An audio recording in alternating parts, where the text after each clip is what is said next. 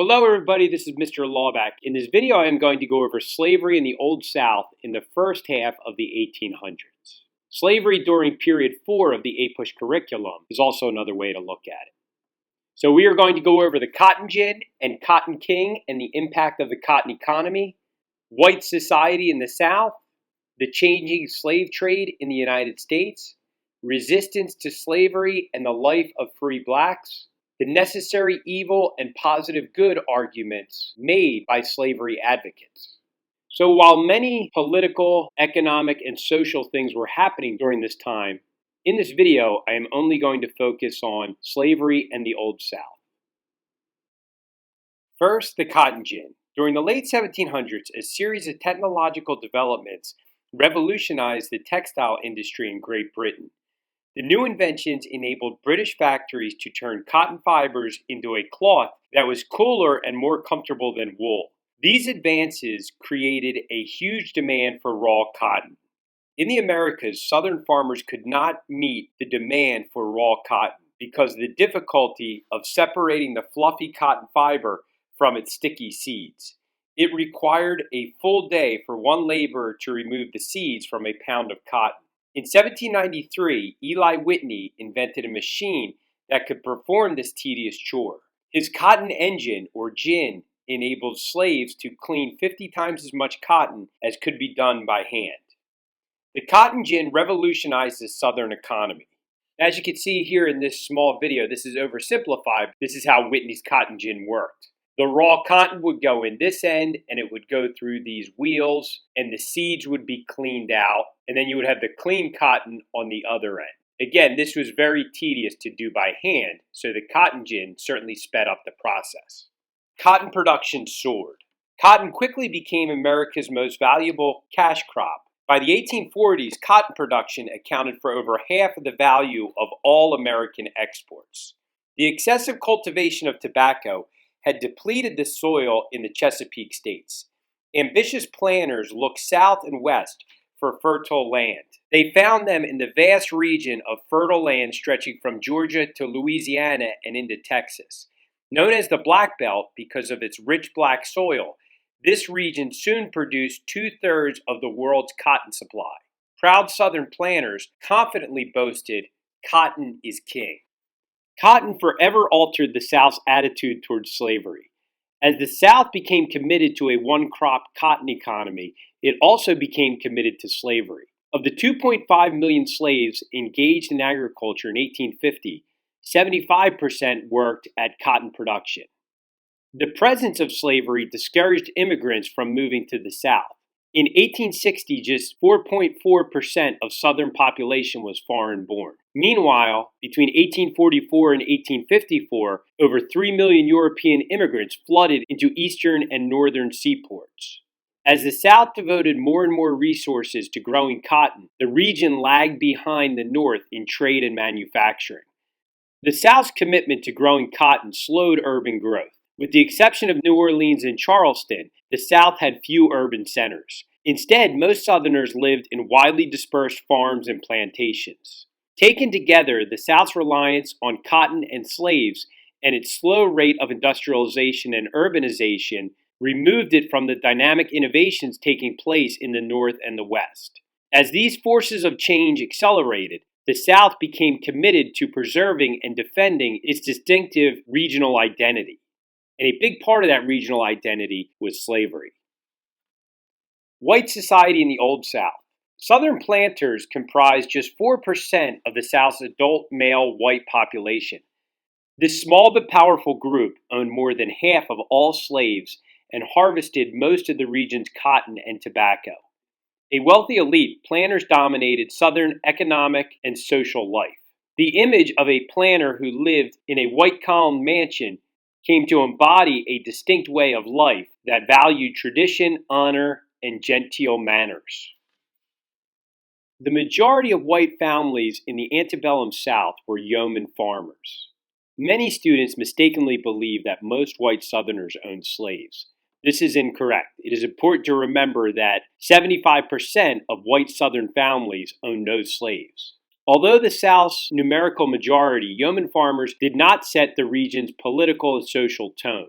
Instead, they deferred to the large planters since many aspired to become large planters themselves. As many as 25 to 40% of white Southerners were unskilled laborers who owned no land and no slaves.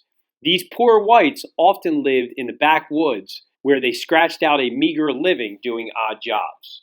Although they did not own slaves and frequently resented the aristocratic planters, poor whites nonetheless supported the South's biracial social structure. The existence of slavery enabled even the most impoverished whites to feel superior to black people. Poor whites, yeoman farmers, and planters alike all shared a sense of white supremacy that bridged class distinction.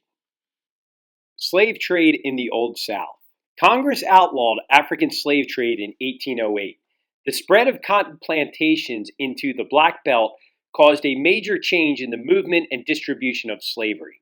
In 1790, planters in Virginia and Maryland owned 56% of all enslaved Africans. Between 1800 and 1860, Chesapeake planters sold about 1 million slaves to planters in a region stretching from western Georgia to eastern Texas, known as the Black Belt and the Deep South. The domestic slave trade uprooted countless families. Despite forced separation and harsh living conditions, slaves maintained strong kinship networks while creating a distinct African American culture. Religion played a particularly important role. For example, spiritual songs enabled slaves to express their sorrows, joys, and hopes for a better life. Among the enslaved population, a black culture was developed. It was a mix between African, European, and American cultures. It should be noted that many of the people enslaved had been in the Americas for generations and considered themselves to be Americans. Resistance to slavery. Slaves tried to escape when they could. For example, in 1841, slaves being shipped from Norfolk, Virginia to New Orleans forced the captain to sail to the Bahamas, where Britain had abolished slavery in 1833. A significant slave uprising from this period was Nat Turner's Rebellion. Nat Turner was an escaped slave preacher.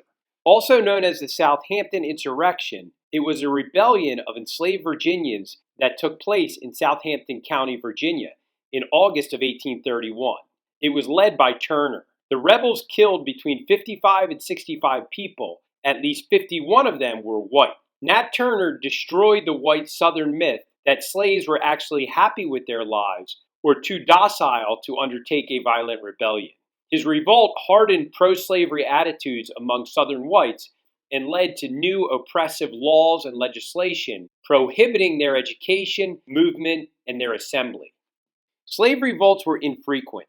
With the exception of Nat Turner's insurrection, vigilant planners successfully suppressed slave rebellions.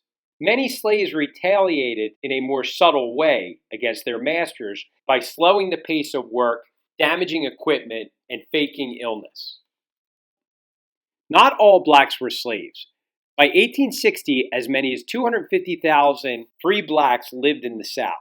Many of these free persons of color were the descendants of men and women who had been freed by idealistic owners following the Revolutionary War. Others successfully purchased their own freedom. Free blacks occupied a precarious position in Southern society.